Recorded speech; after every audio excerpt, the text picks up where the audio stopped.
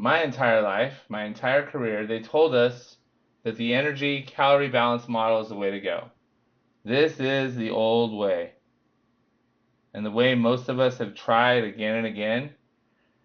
And it means calories in, calories out. Thermodynamics. If you burn more calories than you eat, you're going to lose weight. And if you eat more calories than you burn, you're going to gain weight. This is true for the first 10 to 20 years of our life.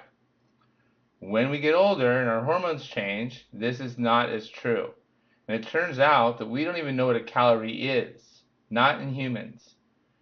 All we know about calories is if you put a calorie, a food item, in a test tube and you heat it up, the amount of energy that's emitted into the test tube, that's how many calories that food's worth. But if I eat a piece of food and Marjorie eats the same piece of food, it's going to have completely different impacts on our body. Our bodies aren't test tubes. The calories in, calories out model only works in a closed system. So this whole time we're making a huge deal about calories, and they don't really count when they're inside the body. They count when they're in a test tube, and the food industry uses them to sell products, but the calorie is actually more of a farce than a fact when it comes to human nutrition. Following this model, the obesity rates went to 5. When I was first born, the obesity rates in America were 5%. Only 5% of America were overweight and obese. By the time I got through college, it was up to 42% with this model. And granted, everyone's telling you, eat more, eat less, exercise more. And now, today, it's at 80%. What's good about it is it's simple. It's math. It's adding and subtracting. And you can lose weight quickly as long as it's one of the first 9 times you've done it. And it covers up metabolic syndrome. What about intermittent fasting? Intermittent fasting, if you're doing like a 16-8 or an 18-6 or OMAD, is a very sophisticated version of the old way, because you're basically trying to limit the number of calories you eat throughout the day. However, fasting done a different way is incredibly effective, but it's not this way.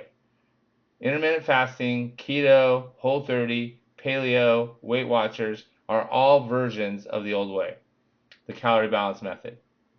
The new way that scares doctors to death because they don't understand yet how to talk about it, the new way that will put so many weight loss businesses out of commission, it will make Ozempic unnecessary, is called the Hormone Alignment Method. The first hormone you're going to align is insulin. But the problem with this method, and the reason it's not catching on quick, the results cannot be immediate. It's not possible. You'll notice things right away, but your results won't be immediate. This is a long-term solution. And you must delay gratification.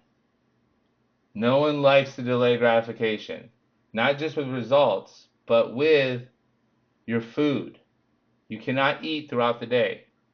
And there's times where you'll go periods of time that without eating that you would have done before. But that's how you create space to heal your hormones. It takes at least 90 days for this to work and your hormones to align. But the pros, it is the most effective way to lose weight because it gets to the root cause and it aligns your hormones to work together again. This gets to the root cause and allows you to live healthily, happily, and leanly ever after. It doesn't count calories. It reverses metabolic dysfunction. Autophagy is definitely part of it, and here's another big part of it. It activates HGH, and it requires no dieting.